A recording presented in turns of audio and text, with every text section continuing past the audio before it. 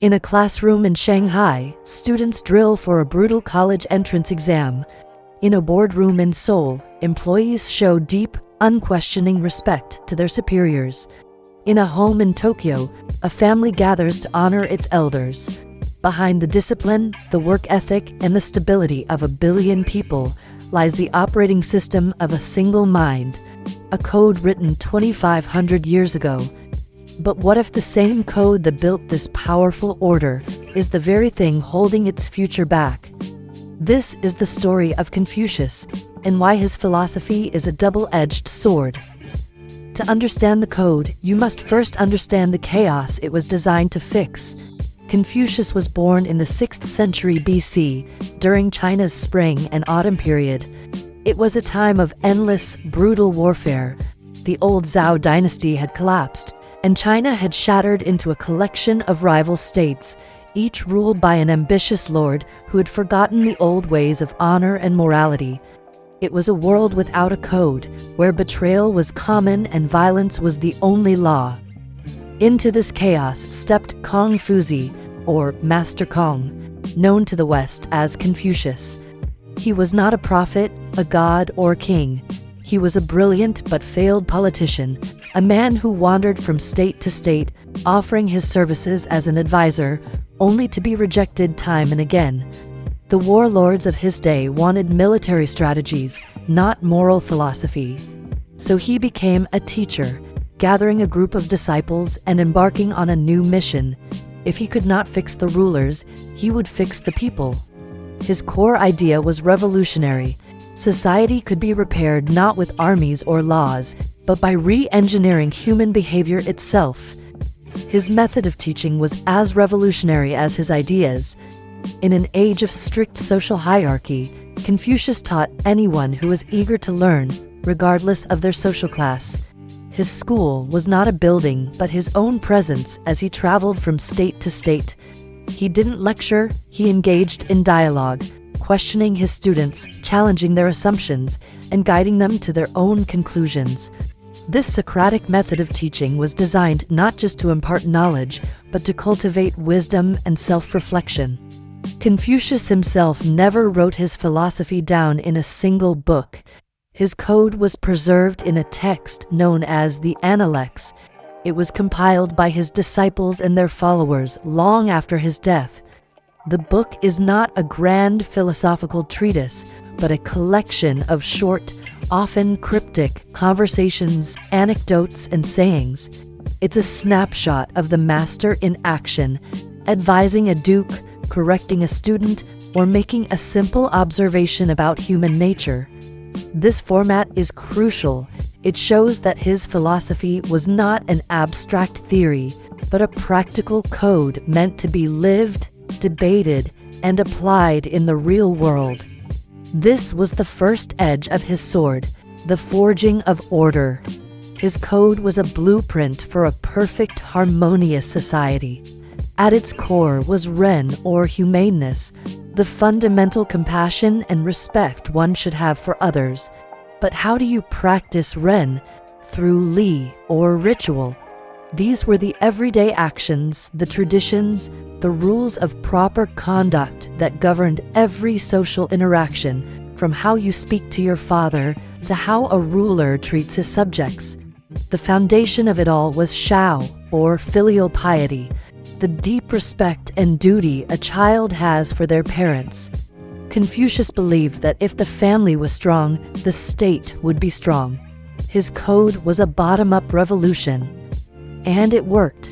Centuries after his death, his philosophy was adopted as the official state ideology of China during the Han Dynasty.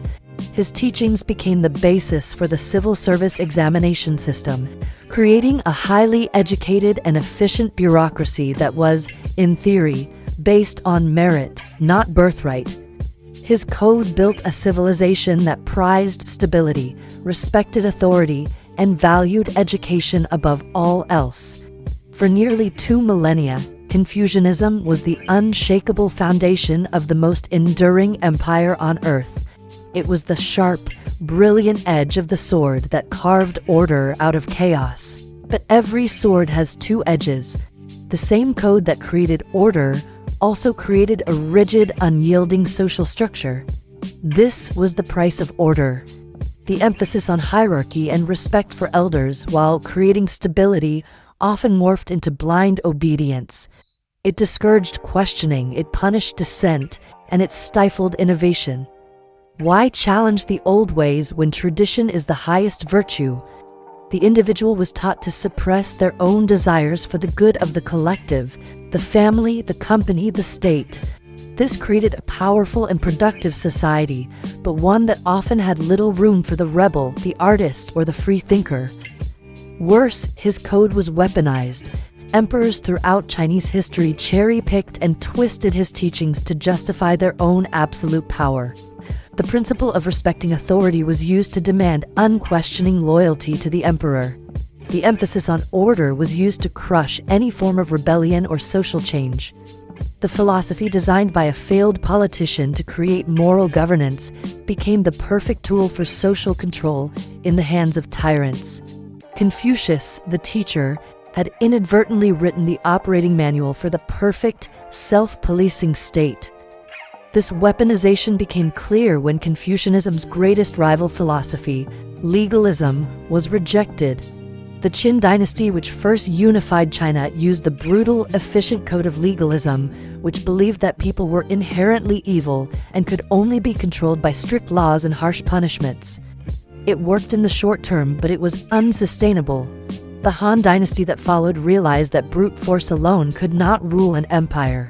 They adopted a state-sanctioned version of Confucianism, recognizing that its code of morality, hierarchy, and duty was a far more subtle and effective long-term tool for ensuring social harmony and obedience. Today, that double-edged legacy is more visible than ever. The incredible economic success of East Asian nations like China, South Korea, and Japan is built upon the Confucian values of discipline, hard work, and respect for education. But it is also the source of their immense social pressures. The brutal 996 work culture, the soul-crushing competition of exams, and a deep-seated fear of failure and losing face. The code that built their success is also the code that fuels their collective anxiety. It is the ultimate paradox. This paradox continues even within modern China.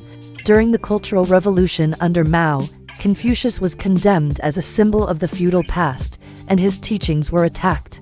But in recent decades, the Chinese government has brought him back, promoting his philosophy as a cornerstone of Chinese identity and a tool to encourage social harmony and respect for authority. The code is still being actively debated and re-engineered, a 2,500-year-old tool being adapted for the challenges of the 21st century. The Code of Confucius remains one of the most powerful pieces of social technology ever invented. It is a tool that can be used to build a stable home or a suffocating prison, and the unending debate over his legacy is the ultimate proof of his enduring and dangerous power. And that is the architecture of the Code of Confucius. Remember, history is more than a story, it's a code, and there is always another layer to decrypt. Subscribe and continue the investigation with us.